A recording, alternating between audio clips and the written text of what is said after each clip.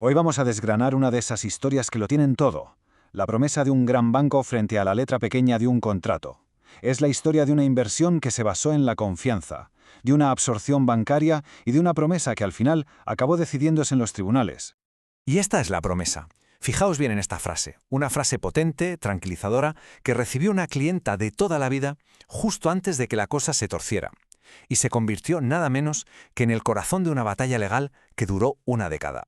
Vale, os cuento el recorrido que vamos a hacer. Vamos a empezar con una simple relación de confianza, veremos cómo una promesa se pone en el centro de todo, entenderemos el primer y sorprendente revés en los juzgados y finalmente descubriremos cómo la justicia le dio la vuelta al caso, sentando un precedente clave para todos.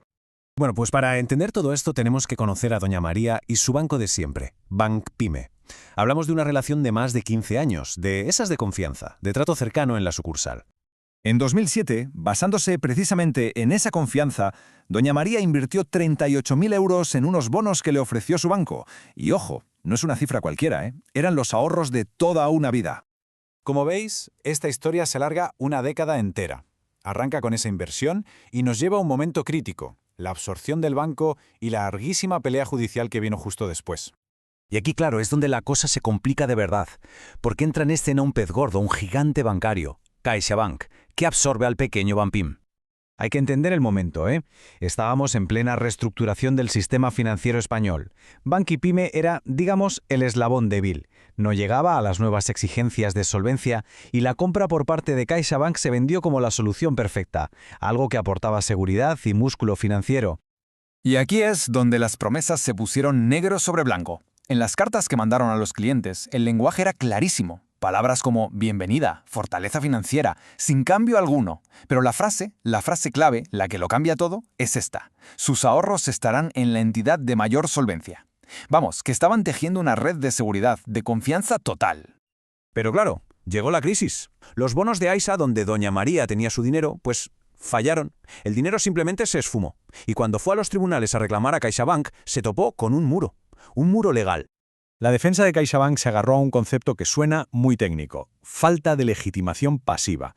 A ver, para que nos entendamos, esto es básicamente decir, oye, que yo no soy, a mí no me reclames, compré el negocio, sí, pero no tus problemas del pasado con Bank Pyme.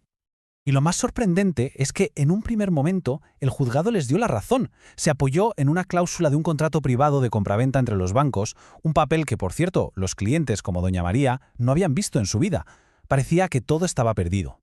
Pero ojo, que la historia no termina aquí, ni mucho menos. Doña María apeló, se fue a una instancia superior. Y aquí es donde la tortilla se da la vuelta por completo.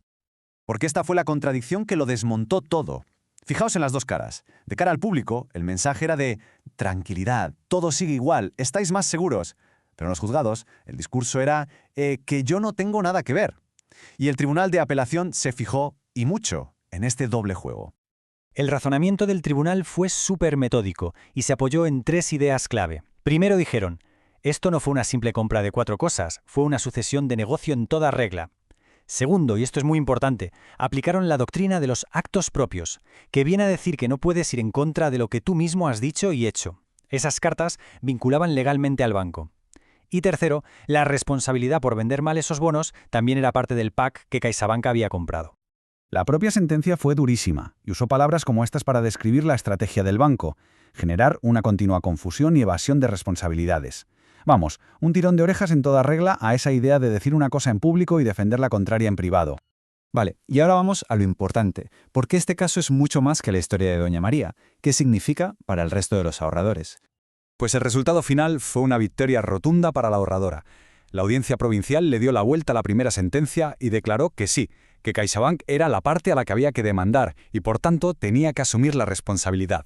Las lecciones que podemos sacar de aquí son importantísimas. Nos enseña que lo que una empresa promete en público puede pesar tanto o más que un contrato privado. Que comprar un negocio no es hacer borrón y cuenta nueva con las obligaciones. Y sobre todo, que el principio de buena fe está ahí para proteger a la gente de la letra pequeña y de las triquiñuelas legales. Y todo esto nos deja con una pregunta final sobre la mesa, para darle una vuelta. En un mundo lleno de marketing y comunicados corporativos, ¿hasta qué punto debemos poder fiarnos de la palabra de una empresa, incluso cuando sus papeles internos dicen lo contrario? La justicia, en este caso, lo tuvo clarísimo.